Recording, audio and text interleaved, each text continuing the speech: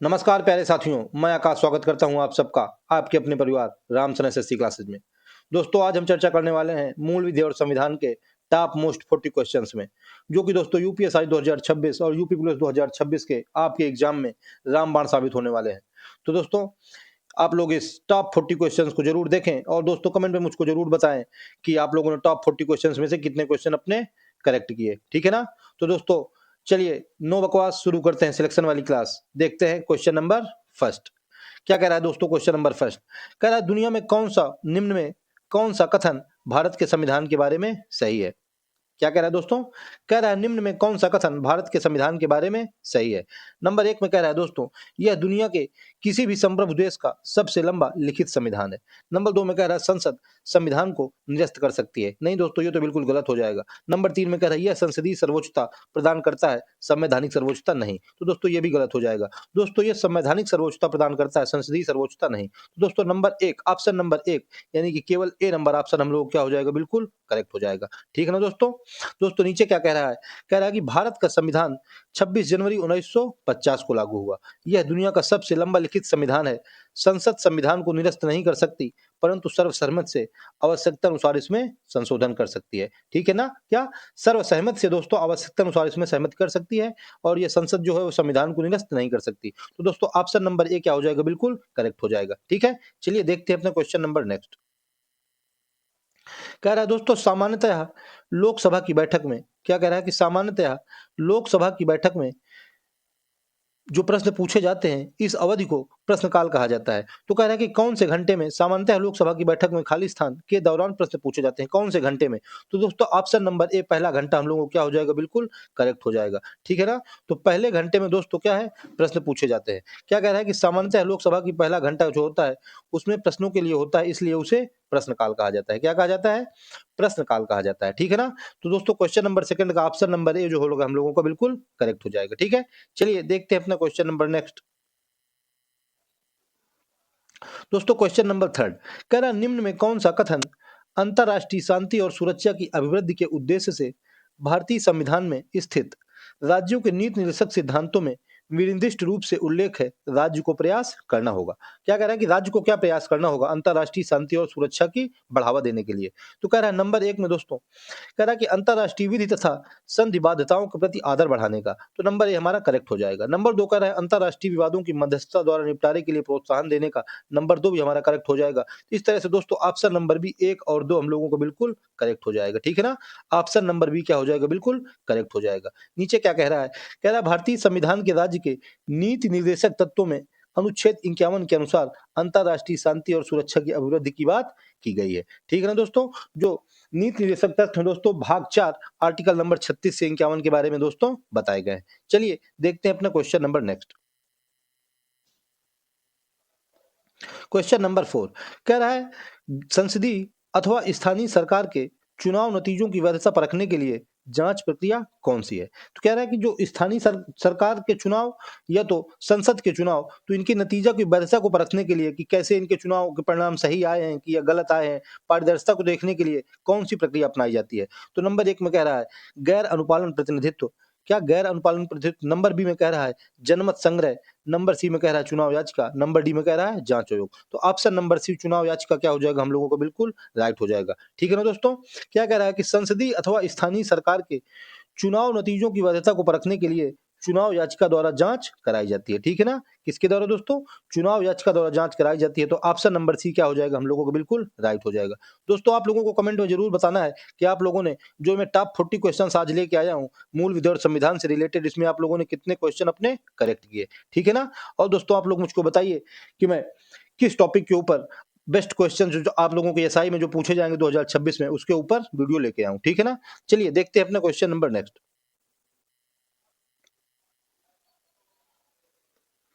दोस्तों question number 5 कह रहा है कि लगभग हर वर्ष में एक संविधान संशोधन विधेयक पारित किया जाता है जिसके माध्यम से अनुसूचित जाति व जनजाति का आरक्षण वर्षों के लिए बढ़ा दिया जाता है। कह रहा है कितने वर्षों के लिए बढ़ाया जाता है और कितने वर्ष में। हमसे दो बार पूछा है कि कितने वर्ष में। तो दोस्तों 10 वर्ष में बढ़ाया जाता है और 10 वर्ष के लिए बढ़ा दिया जाता है। तो ऑप्शन नंबर ए हम लोगों को क्या हो जाएगा, बिल्कुल राइट हो जाएगा। ठीक है ना, कह रहा है लगभग हर 10 वर्ष में एक संविधान संशोधन विधेयक पारित किया जाता है जिसके माध्यम से अनुसूचित जाति व जनजाति का आरक्षण 10 वर्षों के लिए बढ़ा दिया जाता है। दोस्तों आर्टिकल नंबर 334 में संशोधन किया जाता है, ठीक है ना। तो इस तरह से दोस्तों ऑप्शन नंबर ए हम लोगों को बिल्कुल राइट हो जाएगा, ठीक है। चलिए देखते हैं अपना क्वेश्चन नंबर नेक्स्ट।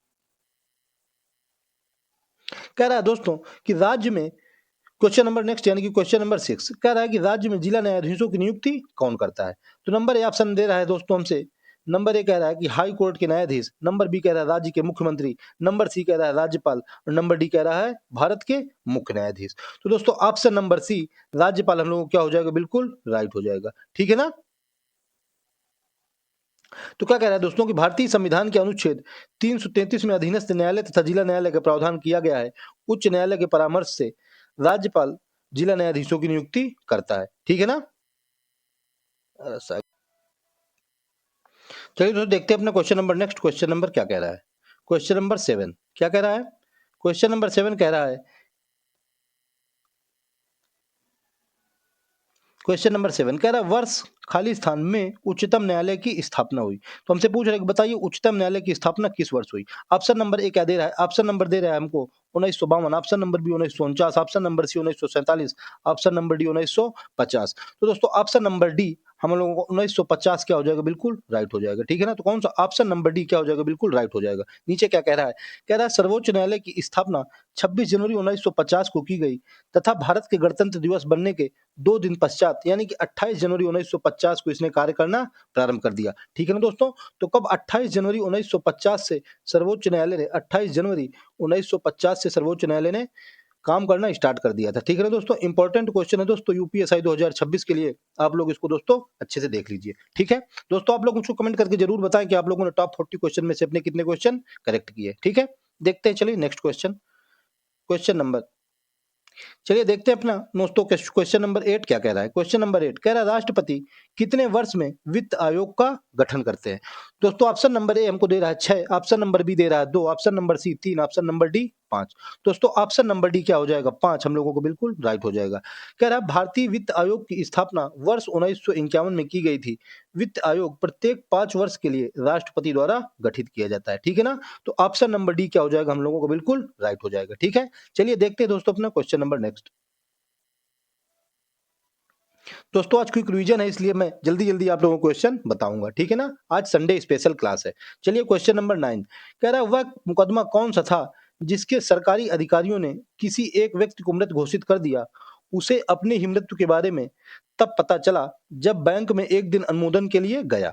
तो कह रहा है यह मुकदमा उसके अपने अस्तित्व की लड़ाई थी। तो नंबर ए ऑप्शन कह रहा है लाल बिहारी मुकदमा, नंबर बी कह रहा है दोस्तों केशवानंद भारती बनाम केरल राज्य, नंबर सी कह रहा है गोलकनाथ बनाम पंजाब राज्य, नंबर डी कह रहा है एमसी मेहता बनाम तमिलनाडु राज्य। तो दोस्तों ऑप्शन नंबर ए क्या हो जाएगा, लाल बिहारी मुकदमा हम लोगों को बिल्कुल राइट हो जाएगा, ठीक है ना। तो कौन दोस्तों, option number A Lal Bihari मुकदमा हम लोगों को क्या हो जाएगा, बिल्कुल राइट हो जाएगा। कह रहा है आजमगढ़ के खलीलाबाद गांव के निवासी लाल बिहारी को 30 जुलाई 1976 को आजमगढ़ के राजस्व विभाग के रिकॉर्ड में मृतक घोषित किया गया था। क्या दोस्तों, मृतक घोषित कर दिया गया था, ठीक है ना। तो लाल बिहारी मुकदमा ऑप्शन नंबर ए क्या हो जाएगा, हम लोगों को बिल्कुल राइट हो जाएगा। चलिए दोस्तों देखते हैं अपना question number next. Question number दोस्तों 10 कह रहा है कि भारतीय संविधान में कौन सी अनुसूची दल बदली के आधार पर पात्रता रद्द करने का प्रावधान रखती है। तो नंबर ए में कह रहा है दोस्तों 9, नंबर बी में कह रहा है 10वीं अनुसूची, नंबर सी में कह रहा है 12वीं अनुसूची, नंबर डी में कह रहा है 7वीं अनुसूची। तो दोस्तों ऑप्शन नंबर डी मतलब सॉरी दोस्तों ऑप्शन नंबर बी क्या हो जाएगा, 10वीं अनुसूची हम लोगों को बिल्कुल राइट हो जाएगा। कौन सा दोस्तों, ऑप्शन नंबर बी 10वीं अनुसूची में दल बदल विरोधी संबंधी प्रावधान लाए गए हैं।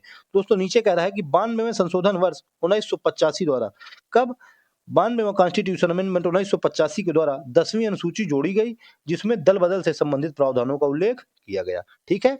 चलिए देखते हैं अपना क्वेश्चन नंबर नेक्स्ट क्या कह रहा है। कह रहा है निम्न में कौन सा कथन भारत के संविधान के बारे में सही है। तो दोस्तों ये रिपीट हो गया क्वेश्चन। दोस्तों कौन सा, हम लोगों को नंबर 1 यानी कि केवल ए नंबर ऑप्शन क्या हो जाएगा, बिल्कुल राइट हो जाएगा, ठीक है ना। तो कौन सा ऑप्शन नंबर ए क्या हो जाएगा, बिल्कुल राइट हो जाएगा। कह रहा है दोस्तों कि जो भारत का संविधान है 26 जनवरी 1950 को लागू हुआ। यह विश्व का सबसे लंबा लिखित संविधान है। संसद संविधान को निरस्त नहीं कर सकती परंतु सर्वसहमत से आवश्यकता अनुसार इसमें संशोधन कर सकती है, ठीक है। निरस्त नहीं कर सकती लेकिन सर्वसहमत से इसमें संशोधन हो सकता है, ठीक है। चलिए देखते हैं अपने क्वेश्चन नंबर नेक्स्ट। दोस्तों क्वेश्चन नंबर 12 क्या कह रहा है। क्वेश्चन नंबर 12 कह रहा है क्वेश्चन नंबर 12 कह रहा है निम्न में से राष्ट्रपति में कौन सी न्यायिक शक्ति उसकी परिभाषा से मेल नहीं खाती। तो नंबर ए ऑप्शन दोस्तों कह रहा है कि रूपांतरण पूर्व क्षमादान। नंबर 2 कह रहा है दंड विराम कम सजा देना। नंबर सी कह रहा है दंड निलंबन सजा को अस्थायी तौर पर टालना। नंबर डी कह रहा है दंड घटाना यानी कि सजा कम करना। दोस्तों ऑप्शन नंबर ए रूपांतरण नहीं होता है दोस्तों, रूपांतरण नहीं, यानी कि वो क्षमादान की शक्ति उनको आर्टिकल 72 में दी गई, लेकिन वो रूपांतरण बदल नहीं सकते हैं कि किसी को बदल दे बिल्कुल। तो दोस्तों ऑप्शन नंबर क्या हो जाएगा हमारा, बिल्कुल राइट हो जाएगा। ठीक है ना। क्या कह रहा है कि संविधान के अनुच्छेद 72 के अंतर्गत राष्ट्रपति निम्न 5 प्रकार से क्षमादान कर सकते हैं। नंबर 1 क्षमा, नंबर 2 लघुकरण, नंबर 3 परिहार, नंबर 4 विराम, नंबर 5 प्रविलंबन। तो दोस्तों रूपांतरण नहीं है तो ऑप्शन नंबर ए रूपांतरण हम लोगों को बिल्कुल राइट हो जाएगा। ठीक है ना। क्षमा, लघुकरण, परिहार, विराम और प्राविलंबन। चलिए दोस्तों देखते हैं अपना क्वेश्चन नंबर नेक्स्ट। दोस्तों क्वेश्चन नंबर 13 कह रहा है किस वर्ष में नगर निगम के प्रावधानों से युक्त 12वीं अनुसूची को संविधान में जोड़ा गया था। नंबर ए कह रहा है दोस्तों 1989, नंबर बी कह रहा है 1951, नंबर सी कह रहा है 1985, नंबर डी कह रहा है 1992। तो ऑप्शन नंबर डी 1992 हम लोगों को क्या हो जाएगा, बिल्कुल राइट हो जाएगा। ठीक है। कह रहा है 1992 में नगर निगम प्रावधानों से युक्त 12वीं अनुसूची को संविधान में 74वें संविधान संशोधन द्वारा जोड़ा गया। कौन से? 74वें संविधान संशोधन द्वारा। ठीक है। चलिए देखते हैं अपना question number next. Question number दोस्तों 14 कह रहा है 1 लाख से ज्यादा की जनसंख्या लेकिन 10 लाख से कम जनसंख्या, क्या 1 लाख से ज्यादा की जनसंख्या लेकिन 10 लाख से कम जनसंख्या के शहर का प्रशासन करने वाली शहरी स्थानीय निकाय कौन सी है? तो दोस्तों नंबर 1 में हमसे कह रहा है ऑप्शन नंबर ग्राम पंचायत, नंबर बी में कह रहा है नगर पालिका, नंबर सी में महानगर पालिका, नंबर डी में नगर पंचायत। दोस्तों ऑप्शन नंबर डी क्या हो जाएगा, महानगर पालिका हम लोगों को बिल्कुल राइट हो जाएगा। तो 1 लाख से 10 लाख के बीच में महानगर पालिका। क्या कह रहा है 1 लाख से अधिक किंतु 10 लाख से कम जनसंख्या के शहर का प्रशासन देखने वाली शहरी स्थानीय निकाय को महानगर पालिका कहते हैं। ठीक है ना। महानगर पालिका में कितने, 1 लाख से 10 लाख। चलिए देखते हैं अपना क्वेश्चन नंबर नेक्स्ट। दोस्तों क्वेश्चन नंबर 15 कह रहा है निम्नलिखित अधिनियमों में से सबसे पहले पारित होने से लेकर सबसे बाद में पारित होने वाले कालक्रम के अनुसार लगाइए। ठीक है ना। तो नंबर 1 में हमसे पूछ रहा है, मतलब नंबर 1 में हमें कह रहा है कि मानव अधिकार संरक्षण अधिनियम। तो दोस्तों मानव अधिकार संरक्षण अधिनियम कब आया था, 1993 में। ठीक है ना। नंबर 2 में हमसे कह रहा है सूचना का अधिकार, ये दोस्तों 2005 में आया था। फिर दोस्तों कह रहा है दहेज प्रथा, मतलब दहेज प्रतिषेध अधिनियम, ये दोस्तों 1961 में आया था। और बच्चों को निःशुल्क और अनिवार्य शिक्षा का अधिनियम, ये दोस्तों आया था 2002 में 86वें संविधान संशोधन के द्वारा। तो दोस्तों कालक्रम के अनुसार लगा दीजिए। सबसे पहले 1961 यानी कि ऑप्शन मतलब नंबर 3 में 1961 आ गया। नंबर उसके बाद 1961 के बाद 1993 नंबर 1, फिर उसके बाद 2002 यानी कि नंबर 4, फिर उसके बाद 2005 यानी कि 3 1 4 2 ऑप्शन नंबर सी क्या हो जाएगा हम लोगों को बिल्कुल राइट हो जाएगा। ठीक है ना। कौन सा दोस्तों, ऑप्शन नंबर सी बिल्कुल राइट हो जाएगा। तो क्या कह रहा है कि दहेज प्रतिषेध अधिनियम 1961 में, मानव अधिकार संरक्षण अधिनियम 1993, बच्चों को निःशुल्क और अनिवार्य शिक्षा अधिकार अधिनियम 2002 और सूचना अधिकार अधिनियम 2005। ठीक है। चलिए देखते हैं अपना question number next. Question number 16 कह रहा है निदेशक सिद्धांतों में परिवर्तन के लिए एक संवैधानिक संशोधन की आवश्यकता होती है जिसे निम्न के द्वारा पारित किया जाना आवश्यक है। नंबर ए में हमसे कह रहा है संसद के दोनों सदन, नंबर 2 में कह रहा है हमसे संसद में उपस्थित 2/3 सदस्यों का अनुमोदन और मतदान। तो दोस्तों संसद में उपस्थित 2/3 सदस्यों का मतलब अनुमोदन और मतदान दोनों दोस्तों हो जाएगा ये भी, और दोनों सदन भी। तो नंबर 1 और नंबर 2 दोनों हम लोगों के राइट हो जाएंगे। तो ऑप्शन नंबर बी क्या हो जाएगा हम लोगों को बिल्कुल राइट हो जाएगा। ठीक है ना। ऑप्शन नंबर बी क्या हो जाएगा, बिल्कुल राइट हो जाएगा। क्या कह रहा है राज्य के नीति निदेशक सिद्धांतों में परिवर्तन हेतु एक संवैधानिक संशोधन की आवश्यकता होती है जिसमें दोनों सदनों में उपस्थित 2/3 सदस्यों का अनुमोदन और मतदान अनिवार्य है। ठीक है। ऑप्शन नंबर बी क्या हो जाएगा, बिल्कुल राइट हो जाएगा। चलिए देखते हैं अपना क्वेश्चन नंबर नेक्स्ट। दोस्तों क्वेश्चन नंबर 17 क्या कह रहा है कि यदि किसी नागरिक को सूचना अधिकार अधिनियम के अंतर्गत अपील और दूसरी अपील के उपाय समाप्त हो गए, अपील के और दूसरी अपील, तो कह रहा है वह संविधान के अनुच्छेद के अधीन उच्चतम न्यायालय जा सकता है। तो हमसे क्या दोस्तों कि उच्चतम न्यायालय डायरेक्ट जाने की बात कर रहा है। तो दोस्तों सबको पता है कि आर्टिकल नंबर 232 जिसमें कि हमें संवैधानिक उपचारों के अधिकार के बारे में बताया गया है, ऑप्शन नंबर बी क्या हो जाएगा हम लोगों को बिल्कुल राइट हो जाएगा। ठीक है ना। ऑप्शन नंबर बी क्या हो जाएगा, बिल्कुल राइट हो जाएगा। क्या कह रहा है यदि किसी नागरिक के सूचना अधिकार अधिनियम के अंतर्गत अपील और दूसरी अपील के उपाय समाप्त हो गए हैं तो वह संविधान के अनुच्छेद अनुच्छेद 32 के अधीन उच्चतम न्यायालय जा सकता है। ठीक है ना, अनुच्छेद 32 के अधीन। ठीक है, तो ऑप्शन नंबर बी क्या हो जाएगा हम लोगों को, बिल्कुल राइट हो जाएगा। चलिए देखते हैं अपना क्वेश्चन नंबर नेक्स्ट। दोस्तों क्वेश्चन नंबर 18 क्या कह रहा है, इनमें कौन सा विषय राज्य सूची के अंतर्गत आता है। राज्य सूची के अंतर्गत आने वाले विषय के बारे में बात हो रही है, जिसमें कि केवल राज्य को कानून बनाने का अधिकार होता है। तो नंबर ए जनसंख्या नियंत्रण और परिवार नियोजन, नंबर बी कह रहा है भूमि और भवन कर, नंबर सी कह रहा है श्रमिक संघ, औद्योगिक एवं श्रमिक विवाद, नंबर डी कह रहा है रोजगार और बेरोजगारी। तो ऑप्शन नंबर बी भूमि और भवन कर हम लोगों को क्या हो जाएगा, बिल्कुल राइट हो जाएगा। ठीक है ना, तो देखते हैं नीचे क्या कह रहा है, कह रहा है भूमि और भवन कर, भूमि और भवन कर विषय राज्य सूची के अंतर्गत आते हैं। किसके, राज्य सूची के अंतर्गत। इसके अतिरिक्त क्या क्या, जनसंख्या नियंत्रण और परिवार नियोजन, फिर उसके बाद श्रमिक संघ व औद्योगिक श्रमिक विवाद और बेरोजगारी विषय, ये सब समवर्ती सूची के अंतर्गत आते हैं। जो तीनों ऑप्शन दिए हैं, जनसंख्या नियंत्रण, परिवार नियोजन, श्रमिक संघ, औद्योगिक और रोजगार और बेरोजी, ये सब समवर्ती सूची के अंतर्गत आते हैं। ठीक है ना, तो ऑप्शन नंबर बी क्वेश्चन का हम लोगों को राज्य सूची, भूमि और भवन कर क्या हो जाएगा, बिल्कुल राइट हो जाएगा। ठीक है दोस्तों, आप लोग मुझको लास्ट में कमेंट करके जरूर बताएं कि आप लोगों ने टॉप 40 क्वेश्चन में से अपने कितने क्वेश्चन करेक्ट किए। चलिए देखते हैं question number next. Question number दोस्तों क्या है, क्वेश्चन नंबर 19 क्या कह रहा है कि अनुसूचित जनजातियों के लिए लोकसभा में कितनी सीटें आरक्षित है। अनुसूचित जनजाति यानी कि एसटी के लिए हमसे पूछ रहा है, बताइए कितनी सीटें आरक्षित हैं। तो एसटी के लिए दोस्तों 47 सीटें, ऑप्शन नंबर ए क्या हो जाएगा हम लोगों को, बिल्कुल राइट हो जाएगा। तो एसटी के लिए दोस्तों 47 और एससी के लिए कितने हैं, एससी के लिए हैं 84। ठीक है ना, एसटी के लिए 47, एससी के लिए 84। तो क्या कह रहा है कि अनुसूचित जनजातियों के लिए 47 सीटें आरक्षित हैं, जबकि अनुसूचित जातियों के लिए आरक्षण की सीटों की संख्या 84 है। भारतीय संविधान में लोकसभा में सदस्यों की अधिकतम संख्या 52 हो सकती है। ठीक है ना, 552 दोस्तों, 552 हो सकती है। ठीक है ना, चलिए देखते हैं अपना question number next. Question number दोस्तों देखते हैं 20 क्या कह रहा है, गंगा नदी में प्रदूषण की समस्या के समाधान के लिए कौन सी जनहित याचिका दायर की गई। दोस्तों इंपॉर्टेंट क्वेश्चन है इस वर्ष के लिए, कौन सी जनहित याचिका दायर की गई थी।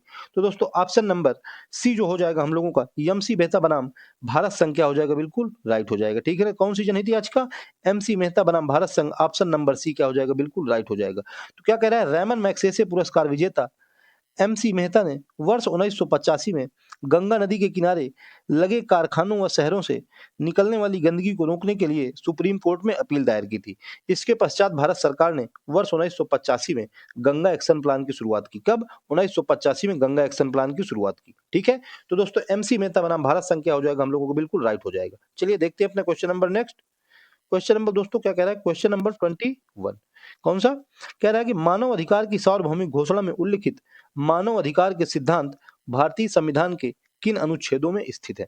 मानव अधिकार के सिद्धांत हमसे पूछ रहा है कि बताइए किन अनुच्छेदों में निहित है। तो नंबर ए ऑप्शन में हमसे दोस्तों कह रहा है अनुच्छेद 12 से 51, नंबर बी अनुच्छेद 5 से 35, नंबर सी कह रहा है अनुच्छेद 36 से 51, नंबर डी कह रहा है अनुच्छेद 12 से 51। तो दोस्तों ऑप्शन नंबर बी अनुच्छेद 5 से 35 क्या हो जाएगा हम लोगों को, बिल्कुल राइट हो जाएगा। तो मानव अधिकार के सिद्धांत अनुच्छेद 5 से 35। ठीक है, तो क्या कह रहा है, भारतीय संविधान के भाग 2 में अनुच्छेद 5 से 11 में भारत की नागरिकता का प्रावधान दिया गया है। संविधान के भाग 3 में अनुच्छेद 12 से 35 तक मूल अधिकारों का वर्णन है। तो दोस्तों मानव अधिकार 5 से 35, 5 से 11 भारत की नागरिकता, 12 से 35 मूल अधिकार। तो मानव के अधिकार कितने हो गए, 5 से 35। ऑप्शन नंबर बी हम लोग को क्या होगा, बिल्कुल राइट हो गया। चलिए दोस्तों देखते हैं अपना क्वेश्चन नंबर नेक्स्ट। दोस्तों क्वेश्चन नंबर 22 कह रहा है कि निम्नलिखित में से कौन सूचना का अधिकार अधिनियम के अंतर्गत सूचना प्राप्त नहीं कर सकता। सूचना प्राप्त किससे नहीं प्राप्त कर सकते हम लोग, नंबर ए में हमसे कह रहा है भारत में निगमित कंपनी, इससे हम लोग नहीं प्राप्त कर सकते। नंबर 2 कह रहा है गैर सरकारी संगठन, ये भी नहीं प्राप्त कर सकता। नंबर 3 विदेशी नागरिक। ठीक है ना, तो निगमित कंपनी सूचना प्राप्त कर सकती है, न गैर सरकारी संगठन, न विदेशी नागरिक। तो ऑप्शन नंबर 1 2 3 बी हम लोगों को क्या हो जाएगा, बिल्कुल राइट हो जाएगा। ठीक है ना, 1 2 3 क्या हो जाएगा, बिल्कुल राइट हो जाएगा। कह रहा है सूचना का अधिकार अधिनियम 12 अक्टूबर 2005 को लागू किया गया। यह भारतीय संविधान के अनुच्छेद 19(1) में शामिल एक मूल अधिकार है। ठीक है ना, 19(1) में शामिल एक मूल अधिकार है। दोस्तों आप लोग मुझको कमेंट करके जरूर बताएं कि आप लोगों ने टॉप 40 क्वेश्चन में से अपने कितने क्वेश्चन करेक्ट किए। ठीक है, चलिए देखते हैं अपना question number next. Question number दोस्तों 22 मतलब सॉरी 23 कह रहा है भारतीय दंड संहिता की धारा 405 से 409 किस विषय से संबंधित है। नंबर ए कह रहा है आपराधिक विश्वास भंग, नंबर बी कह रहा है शरारत वसूली, मतलब शरारत, नंबर सी कह रहा है जबरन वसूली, नंबर डी कह रहा है छल। तो दोस्तों ऑप्शन नंबर ए क्या हो जाएगा, आपराधिक विश्वास भंग हम लोगों को बिल्कुल राइट हो जाएगा। ठीक है ना, ऑप्शन नंबर ए बिल्कुल राइट हो जाएगा। दोस्तों भारतीय दंड संहिता जिसका कि अभी 2023 में भारत सरकार ने नाम बदल के क्या कर दिया है, बीएनएस, भारतीय न्याय संहिता। उन्होंने कहा है कि दंड का प्रयोग हम लोग नहीं करेंगे, हम लोग न्याय का प्रयोग करेंगे। ठीक है ना दोस्तों, चलिए देखते हैं अपना question number next. Question number दोस्तों क्या कह रहा है, 24 कह रहा है किस जनहित याचिका मामले में न्यायालय द्वारा किसी समिति की नियुक्ति के संदर्भ में निम्नलिखित में से कौन सा सही है। समिति की नियुक्ति के संदर्भ में कौन सा सही है। कह रहा है न्यायालय मामले के लिए एक समिति अथवा आयुक्त को नियुक्त कर सकता है ताकि वह उसे मामले की छानबीन करे और रिपोर्ट जमा करे। ठीक है ना। फिर नंबर 2 में कह रहा है समिति अथवा आयुक्त को यह अधिकार भी दिया जाता है कि वह शिकायतों का संज्ञान ले और उन्हें जनहित में निपटाए। दोस्तों समिति को यह अधिकार नहीं दिया जाएगा, समिति में मतलब समिति का केवल अधिकार यह रहेगा कि मामले की छानबीन करे और रिपोर्ट जमा करे। न्याय देने का अधिकार दोस्तों ये तो न्यायालय का है। तो दोस्तों नंबर 1 हम लोगों को क्या हो जाएगा, बिल्कुल राइट हो जाएगा। तो ऑप्शन नंबर ए क्या हो जाएगा, बिल्कुल राइट हो जाएगा। न्याय देने का काम ये न्यायालय और कोर्ट का है, इसलिए क्या है नंबर 2 गलत हो जाएगा। नीचे क्या कह रहा है जरा दोस्तों देख लेते हैं। कह रहा है भारत में जनहित याचिका की शुरुआत 1980 में हुई तथा पीएन भगवती को जनहित याचिका का पिता कहा जाता है। क्या कहा जाता है, जनहित याचिका का पिता कहा जाता है। ठीक है, चलिए देखते हैं अपने question number next.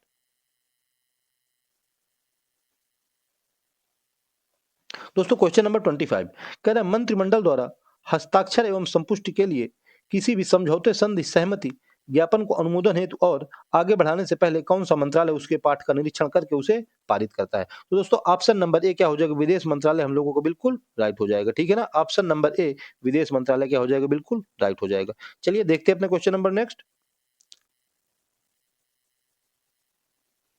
Question number 26 कह रहा है भारतीय नागरिकों के मौलिक अधिकारों के संदर्भ में कौन सा सही है। नंबर 1 में कह रहा है कि राज्य किसी भी नागरिक की भाषण एवं अभिव्यक्ति की स्वतंत्रता पर प्रतिबंध लगा सकता है यदि वह दूसरे देशों के साथ भारत के मैत्रीपूर्ण संबंध पर प्रभाव डालती है। तो नंबर 1 बिल्कुल सही हो जाएगा। ऐसे आदमी के ऊपर प्रतिबंध लगा सकता है राज्य जो कि भारत के जो हमारे संबंध है दूसरे देशों के साथ, ऐसा बोल रहा है वो कि हमारे संबंध खराब हो रहे हैं। ठीक है ना, तो ऐसे लोगों के ऊपर प्रतिबंध लगा सकता है। नंबर 2 में कह रहा है कि आपातकाल के दौरान स्वतंत्रता के अधिकार को स्थगित किया जाता है तथा प्रतिबंध लगाए जाते हैं। दोस्तों सब लोगों को पता है कि आपातकाल के दौरान हमारी स्वतंत्रता के अधिकारों का हनन होता है। तो हमारे दोस्तों दो 1 और 2 दोनों बिल्कुल राइट हो जाएंगे। तो ऑप्शन नंबर बी क्या हो जाएगा, हम लोगों को बिल्कुल राइट हो जाएगा। ठीक है ना दोस्तों, चलिए देखते हैं अपने क्वेश्चन नंबर नेक्स्ट। दोस्तों क्वेश्चन नंबर 27 कह रहा है किसी भी विषय पर समान मतदान होने पर संसद के किसी भी सदन के स्पीकर द्वारा मत डालने को क्या कहा जाता है। कि अगर दोनों तरफ से मत पड़े हैं और समान मतदान हो गए हैं तो एक जो निर्णायी मत है उसको डालने को सदन के स्पीकर यानी कि अध्यक्ष द्वारा जो मत डाला जाता है उसको क्या कहा जाता है, उसको दोस्तों विशेषाधिकार मत। ऑप्शन नंबर ए हम लोग को क्या हो जाएगा, बिल्कुल राइट हो जाएगा। ठीक है ना, तो क्या कह रहा है दोस्तों नीचे, किसी भी विषय पर समान मतदान होने पर संसद के किसी भी अध्यक्ष मतलब संसद के किसी भी सदन के अध्यक्ष द्वारा मत डालने को विशेषाधिकार मत कहा जाता है। ठीक है ना, चलिए देखते हैं question number next. Question number दोस्तों क्या कह रहा है, क्वेश्चन नंबर 28 कह रहा है संविधान सभा का अंतिम सत्र कब आयोजित किया गया था। संविधान सभा के अंतिम सत्र, तो दोस्तों नंबर ए ऑप्शन में कह रहा है हमसे 24 जनवरी 1950, नंबर बी में कह रहा है 24 जनवरी 1950, नंबर सी 29 जनवरी 1952, नंबर डी 26 जनवरी 1950। दोस्तों 24 जनवरी 1950 क्या हो जाएगा, हम लोगों को बिल्कुल राइट हो जाएगा। ऑप्शन नंबर बी 24 जनवरी 1950 संविधान सभा का अंतिम सत्र आयोजित किया गया था। नीचे क्या कह रहा है जरा देखते हैं। कह रहा है इसी दिन यानी कि अंतिम सत्र वाले दिन संविधान सभा के द्वारा डॉक्टर राजेंद्र प्रसाद को भारत का प्रथम राष्ट्रपति चुना गया। ठीक है, फिर कह रहा है संविधान सभा का गठन जुलाई 1946 में किया गया तथा इसकी पहली बैठक 9 दिसंबर 1946 को नई दिल्ली में हुई थी। ठीक है, पहली बैठक 9 दिसंबर 1946 को और अंतिम सत्र 24 जनवरी 1950 को। फिर 26 जनवरी 1950 से हमारा संविधान लागू हो गया था। भारत के राष्ट्रपति को 24 जनवरी 1950 को यानी कि अंतिम सत्र वाले दिन उनको राष्ट्रपति बना दिया गया था, डॉक्टर राजेंद्र प्रसाद को। ठीक है, चलिए देखते हैं अपना question number next. Question number 29 कह रहा निम्न में कौन सी मद संघ सूची का एक हिस्सा है। संघ सूची का हिस्सा यानी दोस्तों उसके केंद्र सरकार को केवल कानून बनाने का अधिकार है। तो नंबर 1 में कह रहा है हमसे सामाजिक सुरक्षा और सामाजिक बीमा, नंबर बी में कह रहा है जनसंख्या नियंत्रण और परिवार नियोजन, ये दोस्तों अभी मैंने बताया था समवर्ती सूची में। नंबर सी में कह रहा है आप प्रकाश स्तंभ, नंबर डी में कह रहा है आर्थिक और सामाजिक योजना। दोस्तों ऑप्शन नंबर सी प्रकाश स्तंभ क्या हो जाएगा, हम लोगों को बिल्कुल राइट हो जाएगा। ठीक है ना, ऑप्शन नंबर सी प्रकाश स्तंभ बिल्कुल राइट हो जाएगा। चलिए दोस्तों देखते हैं अपना question number next. Question number 30 क्या कह रहा है कि वर्ष 1956 में निम्न किन मानदंडों के आधार पर राज्यों का पुनर्गठन किया गया था। 1956 में जब राज्यों का पुनर्गठन किया गया तो हमसे कह रहा है किन आधारों पर किया गया। नंबर ए में कह रहा है वाह एवं आंतरिक सुरक्षा, नंबर बी प्रशासन की सुविधा, नंबर सी भाषागत और सांस्कृतिक एकरूपता, नंबर डी कह रहा है भौगोलिक समानता और संसाधन आवंटन। तो दोस्तों भाषागत और सांस्कृतिक एकरूपता की जिसकी जैसी भाषा और जैसी सांस्कृतिक एकरूपता है उसी के आधार पर राज्यों का गठन कर दिया गया। तो ऑप्शन नंबर सी हम लोगों का बिल्कुल राइट हो जाएगा। ठीक है ना दोस्तों। नीचे क्या लिखा हुआ है दोस्तों जरा देखते हैं। कह रहा है राज्यों की सीमाओं व क्षेत्रों के पुनर्गठन की सिफारिश के लिए केंद्र सरकार ने 1953 में राज्य पुनर्गठन आयोग का गठन किया। इस आयोग के अध्यक्ष कौन थे? फजल अली थे। ठीक है ना दोस्तों। 1953 में पुनर्गठन आयोग राज्यों का गठन किया गया। इस आयोग के अध्यक्ष फजल अली थे और जो 1956 में भाषागत और सांस्कृतिक एकरूपता के आधार पर राज्यों का पुनर्गठन किया गया। ठीक है। चलिए देखते हैं अपना question number next. Question number दोस्तों 31 कह रहा है भारतीय दंड संहिता जो 1960 में मतलब सॉरी 1860 में मैकाले द्वारा प्रारूपित संहिता का संशोधित संस्करण है, इनमें से किन देशों की दंड संहिता उसी प्रारूप पर आधारित है? जैसे कि हमारी आईपीसी है। नंबर 1 में कह रहा है सिंगापुर, नंबर 2 में ब्रुनई, नंबर 3 में श्रीलंका। तो दोस्तों तीनों देश सिंगापुर, ब्रुनई और श्रीलंका तीनों की जो दंड प्रारूप संहिता है वो हमारे भारत की आईपीसी की तरह ही है। ठीक है ना। तो दोस्तों 1, 2 और 3 यानी कि दोस्तों इसमें ऑप्शन गलत है तो 1, 2 और 3 हम लोगों को बिल्कुल तीनों ही राइट हो जाएंगे। ठीक है ना। तो ऑप्शन नंबर ई तीनों राइट हम लोगों को बिल्कुल सही हो जाएगा। नीचे क्या लिखा हुआ जरा हम देखते हैं। कह रहा है यह दंड संहिता ब्रिटिश काल में 1 जनवरी 1862 को लागू की गई। यह दंड संहिता भारत के अतिरिक्त सिंगापुर, ब्रुनई, श्रीलंका देशों में उसी प्रारूप पर लागू है। यह दंड संहिता भारतीय सेना पर लागू नहीं होती। भारतीय सेना पर जो दोस्तों आईपीसी है वो लागू नहीं होती है। ठीक है ना। तो दोस्तों 1, 2, 3 हम लोगों का तीनों सही हो जाएगा। चलिए देखते हैं अपना question number next. Question number 32 दोस्तों क्या कह रहा है। क्वेश्चन नंबर 32 कह रहा है वायसराय की कार्यकारिणी परिषद में नियुक्त पहले भारतीय कौन थे? पहले भारतीय के बारे में पूछ रहा है कि जो वायसराय की कार्यकारिणी परिषद में। तो नंबर ए में कह रहा है एम के गांधी, नंबर बी में कह रहा है सत्येंद्र प्रसाद सिन्हा, नंबर सी में कह रहा है जवाहरलाल नेहरू, नंबर डी में कह रहा है वल्लभ भाई पटेल। दोस्तों option number B Satyendra Prasad Sinha हम लोगों को क्या हो जाएगा बिल्कुल राइट हो जाएगा। तो पहले भारतीय कौन थे? सत्येंद्र प्रसाद सिन्हा थे। कह रहा है वायसराय की कार्यकारिणी में नियुक्त पहले भारतीय सत्येंद्र प्रसाद सिन्हा थे। ये बंगाल में एडवोकेट जनरल थे। क्या थे? बंगाल में एडवोकेट जनरल थे। ठीक है ना। चलिए देखते हैं अपने क्वेश्चन नंबर नेक्स्ट। कह रहा है दोस्तों भारत के राज्य के नीति निदेशक सिद्धांतों के संदर्भ में निम्नलिखित में से कौन सा कथन सही है? ठीक है ना। तो नीति निदेशक सिद्धांतों की बात हो रही है तो नंबर 1 में हमसे कह रहा है कि सामाजिक व आर्थिक उन्नति के लिए ये राज्य को संबोधित किए गए कुछ निर्देश है। ठीक है। तो ये बिल्कुल सही हो जाएगा। नंबर 2 कह रहा है ये न्यायालय में प्रवर्तनीय है। नहीं दोस्तों ये न्यायालय में प्रवर्तनीय नहीं है तो ये दोस्तों हमारा नंबर 2 गलत हो जाएगा। तो दोस्तों ऑप्शन नंबर 1 केवल 1 हो जाएगा हम लोगों को बिल्कुल सही। क्या कह रहा है? कह रहा है भारतीय संविधान के राज्य के जो नीति निर्देशक तत्व हैं वो अनुच्छेद 51 के अनुसार अंतरराष्ट्रीय शांति और सुरक्षा की अभिवृद्धि की बात करते हैं। ठीक है ना। आर्टिकल नंबर 36 से लेकर 51 के बारे में नीति निदेशक सिद्धांतों के बारे में बताया गया है भाग 4 में। ठीक है। चलिए देखते हैं अपना क्वेश्चन नंबर नेक्स्ट। दोस्तों क्वेश्चन नंबर 34 क्या कह रहा है किस न्यायिक मामले में उच्चतम न्यायालय ने यह राय दी कि अनुसूचित क्षेत्रों में सरकारी जमीन, आदिवासियों की जमीन और वन्य भूमि गैर आदिवासियों जो कि आदिवासी ना हो तथा निजी कंपनी, प्राइवेट कंपनी को खनन अथवा औद्योगिक कार्यों के लिए पट्टे पर नहीं दी जा सकती। ठीक है। तथा ऐसे कार्य केवल आदिवासियों तथा सरकारी उपक्रम द्वारा ही किए जा सकते हैं। तो कह रहे हैं हमसे बताइए ऐसे कौन से मामले में कहा गया। तो दोस्तों ऑप्शन नंबर ए समता बनाम आंध्र प्रदेश राज्य हम लोगों को क्या हो जाएगा बिल्कुल राइट हो जाएगा। ठीक है ना। ऑप्शन नंबर ए समता बनाम आंध्र प्रदेश राज्य। दोस्तों 1997 में समता बनाम आंध्र प्रदेश राज्य न्यायिक मामले में उच्चतम न्यायालय ने यह राय दी। इसके अतिरिक्त उच्चतम न्यायालय ने राज्य सरकार को खनन क्षेत्र में लगे सभी उद्योगों को बंद करने को कहा। ठीक है ना। उच्चतम न्यायालय ने कहा कि राज्य सरकार जो आदिवासियों की जमीन है उस पर खनन क्षेत्र नहीं खोल सकती है। ठीक है ना। तो इस तरह से ऑप्शन नंबर ए समता बनाम आंध्र प्रदेश राज्य हम लोगों को बिल्कुल राइट हो जाएगा। ठीक है। चलिए देखते हैं अपना question number next. Question number दोस्तों क्या कह रहा है। क्वेश्चन नंबर 35 कह रहा है किसने गवर्नर जनरल और प्रदेशों के गवर्नरों को संवैधानिक प्रमुख का दर्जा दिया।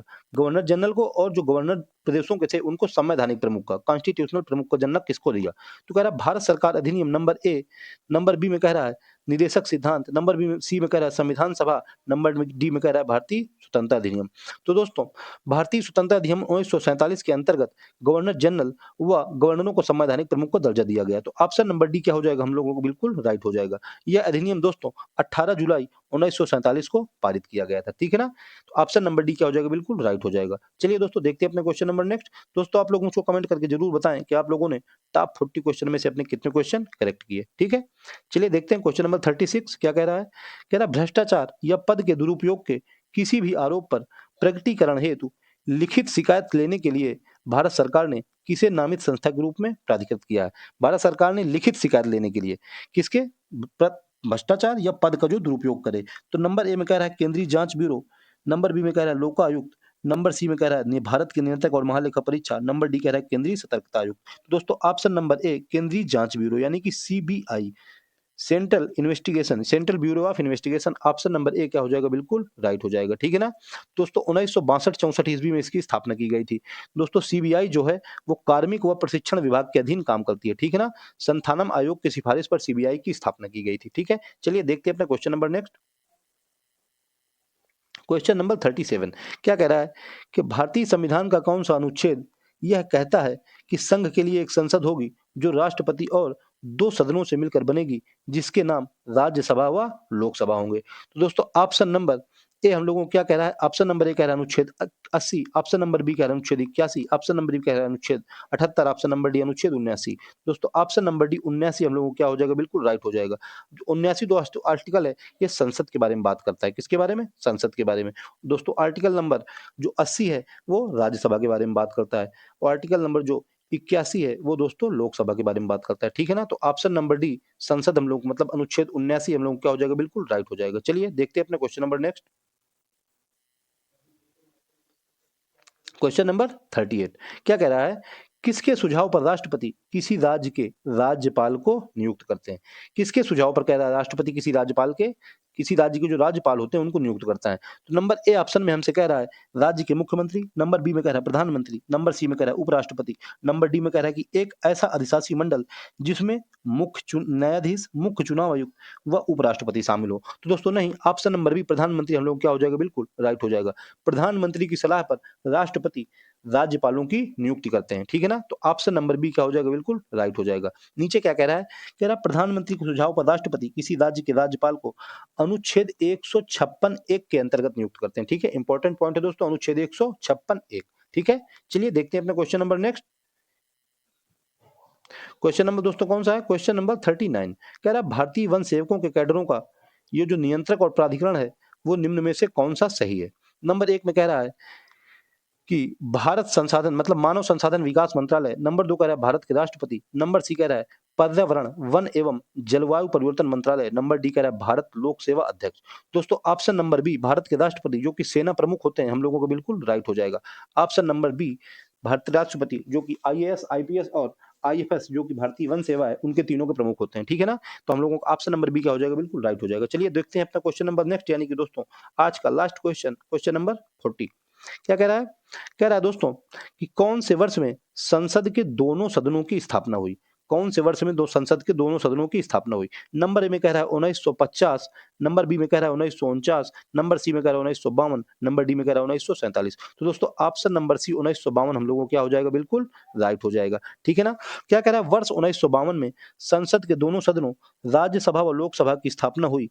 2 अप्रैल 1952 को लोकसभा की पहली बैठक व 3 अप्रैल 1952 को राज्यसभा की पहली बैठक हुई। ठीक है ना, दोस्तों आज के ये थे मोस्ट रिपीटेड इंपॉर्टेंट क्वेश्चन जो कि आप लोगों की परीक्षा में जो आगामी आने वाली परीक्षा है दोस्तों आप लोगों की 14 मार्च और 15 मार्च को, और जो पुलिस की परीक्षा आने वाली है 8 जून 9 जून और 10 जून को, उसके लिए दोस्तों मोस्ट रिपीटेड इंपॉर्टेंट क्वेश्चन है दोस्तों, ये टॉप 40 क्वेश्चन है। आप लोग दोस्तों इनको देखें और दोस्तों मुझको कमेंट करके बताएं कि आप लोगों ने कितने क्वेश्चन अपने करेक्ट किए। ठीक है ना, और दोस्तों अगर आप लोगों को मेरी मेहनत पसंद आए तो दोस्तों मेरे वीडियो को एक लाइक जरूर करें, और दोस्तों अगर मेरे चैनल पर नए हैं तो मेरे चैनल को सब्सक्राइब कर लें। तो दोस्तों आप लोगों को जो मैं टॉप 40 क्वेश्चंस लेके आया हूँ इसी तरह की वीडियो आप लोगों को मिलती रहेंगी। ठीक है ना, तो दोस्तों आज की वीडियो में इतना ही, मिलते हैं नेक्स्ट वीडियो में, तब तक के लिए जय हिंद, जय श्री राम।